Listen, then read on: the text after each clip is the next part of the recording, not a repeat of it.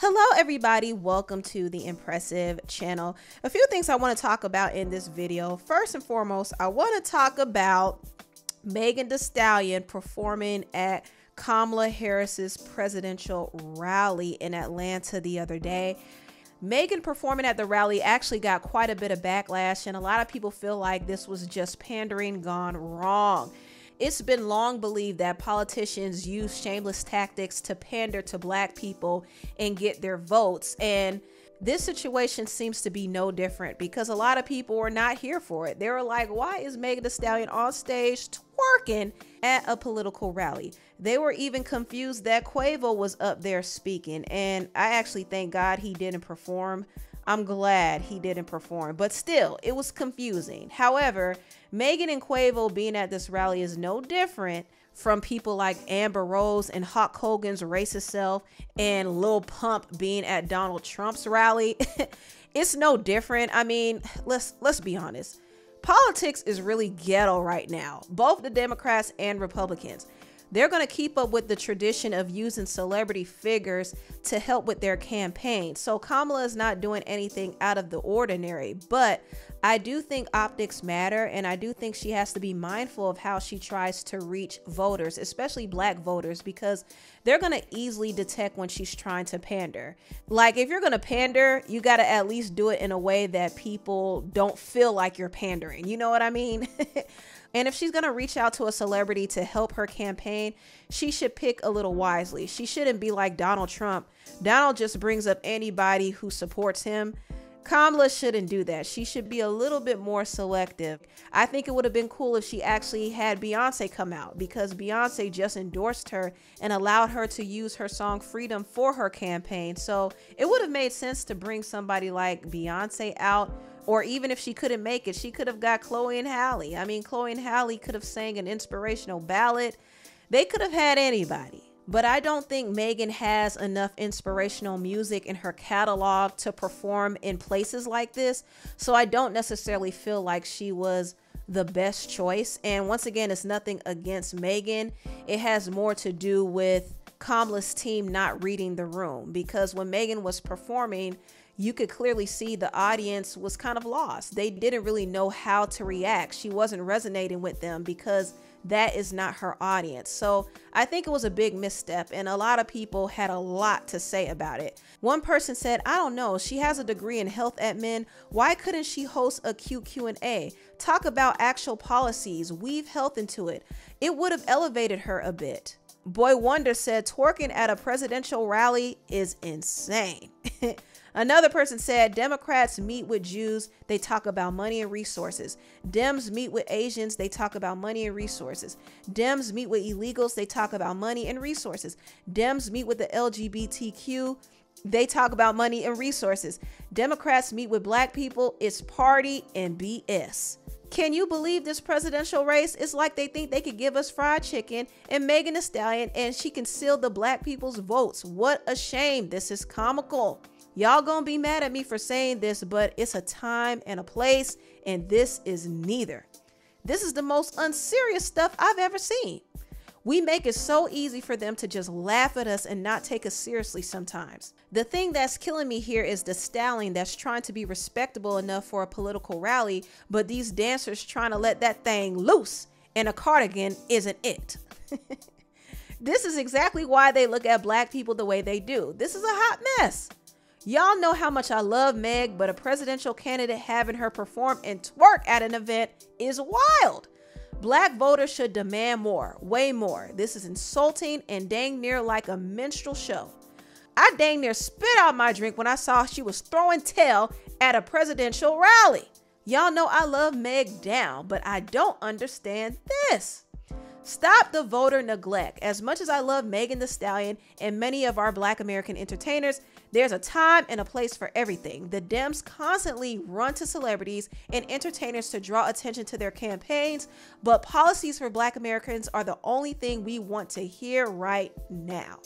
So the people have spoken. People were not too happy about this, but I don't think this situation is going to affect Kamala Harris too much.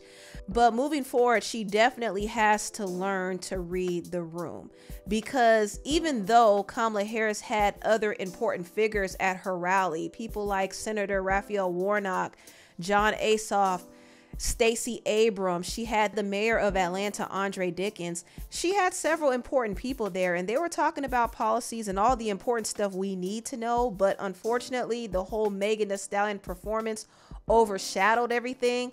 And it's not really Megan's fault. Once again, it's more so Kamala's team's fault for not being able to read the room and not understanding that they have to be more selective when choosing certain entertainers to perform at their rallies. Now, moving on a little bit, I want to congratulate the USA gymnastics team for bringing home the team gold.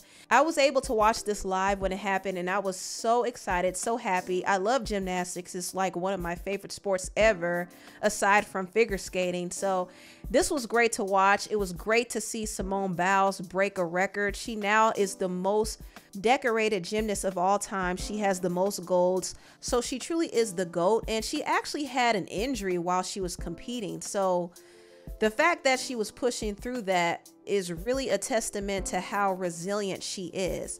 But also her teammates did a great job too. They really pulled through. Jordan Childs did her thing. Suni Lee, Jade Carey, and Hesley Rivera. Even though Hesley didn't do any of the events in the Olympics, she still was qualified for the team because of how well she did in those trials. But yeah, the US team did very well, and everybody pulled their weight. That's what I loved about this. Everybody pulled their weight. Now, what's really funny about this is one of the former US gymnasts named Mykayla Skinner dissed this team. She basically said that they weren't good enough and they weren't working hard enough. And it was really kind of disrespectful because this team was a strong team.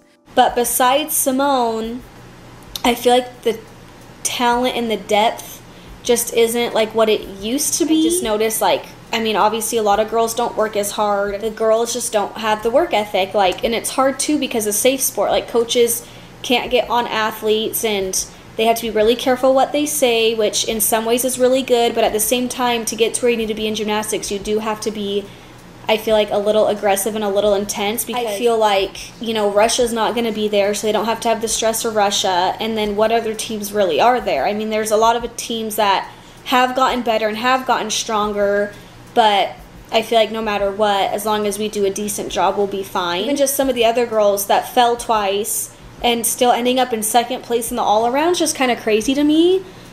Now, I understand that Mykayla is speaking from a different perspective. She's speaking from the perspective of a competitor, so she's going to be a bit more critical, but this US team still did very well and they really outperformed their other competitors. Now, I will say I was impressed with Italy. They won silver and I love their movements. They move like ballerinas. And also, I was super proud of Brazil. Shout out to Brazil because they won a bronze medal for their team, and this is actually the first medal they ever won for gymnastics Olympics. So this is a big moment for them, and I was really happy for them. I really hope they continue to excel in this particular sport. But the US did their big one, and I do think Mykayla had to bite her words because she was saying how these girls didn't have it, but she was wrong clearly. And Simone Biles threw shade at her and said, lack of talent, lazy Olympic champions.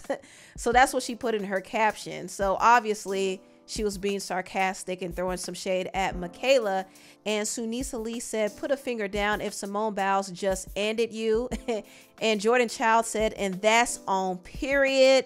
And the figure skating icon Michelle Kwan said, 4-letter word to all the haters, GOAT, bravo. Mykayla Maroney said, it doesn't get more iconic than this. She effed around and found out for real. Feels like I need to apologize just to redeem my first name. Ooh wee.